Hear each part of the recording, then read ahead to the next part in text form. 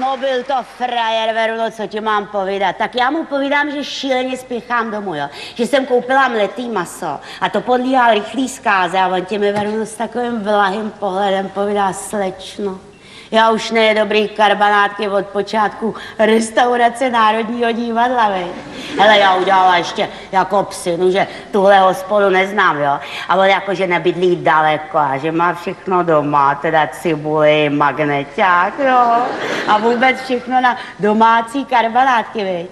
Prej česnek a špek, jo. Hele, špek, tak tenhle špek já znám z paměti, to a taky jednou šla akorát vyžehli košili, veď. Ona se vrátila jeho stará, on to pak žehlil ještě 3 měsíce, veď. Dobrý den. Dobrý den. Ale to nic, Veruno, to přišel jenom nějaký chlap, moment, jo. Veruno, já ti to musím doříct, protože to je teda, no, to budeš přímo žasnout, veď. Tak já mu povídám jako na chvíli, jo. Na chvíli, to, že bych jako mohla, to, že jo. A on ti chytil taxika a učili jsme někam do Nuslí, veď. Já v tašce to mletý maso a celý rozjařený a jestli prý mám ráda sekt. Ne sex jako 6. Sekt jako 7, veď. Hele, Veruno, ty mě znáš. Já udělám 2 kamenáče a jsem růženka na rozebrání, tak mu povídám, posaďte se. Ale to jsem neříkala jemu, to říkám tady tomu, co jsem přišel, veď. Tak mu povídám, kde pak tohle? Když chcete karbanátek, to musíte být hodnej, veď. Ale já ty se stejně nerada, ono to štosuje. Já když tak něco málo, tak spíš koňak, nebo myslivce, nebo tak něco okolo rumu, veď.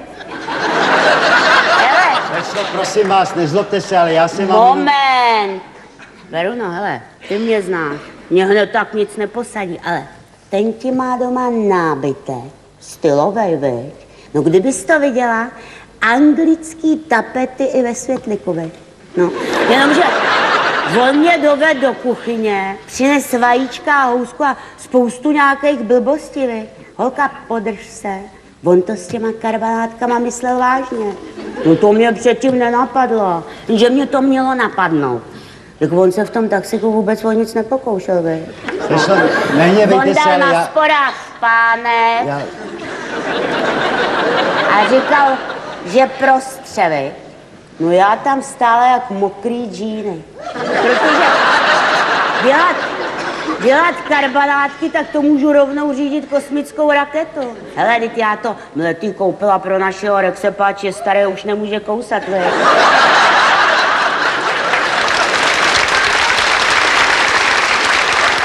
Veruno, já umím akorát tak polivky z pytliku, vej. Tak prosím vás, nezlobte se. Tak mu říkám, pane inženýre, on to měl na dveřích, veď. Povídám, pane inženýre, když chcete karbanátek, to je částečný nedorozumění, páč karbanátek dostanete v každé restauraci. Spíš, kdybychom si takhle hačli, že byste pustil Elvise, jo, a pak jste taky mluvil něco o šampáňu, veď. Pojď sem, Veruno, on je frajer, ale vůl.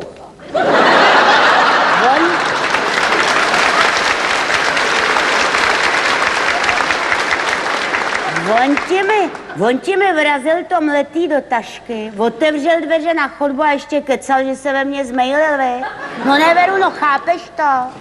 Nezlobte se, slečno, ale já skutečně, já pospíchám. Ale ne, Co? Rozumíte, já jsem s tou Verunou v jedné kanceláři, já měl cestu do města, ona mě prosila, abych vám vyřídil, že se to před půl hodinou přerušilo a ona se sem nemůže dovolat, viď?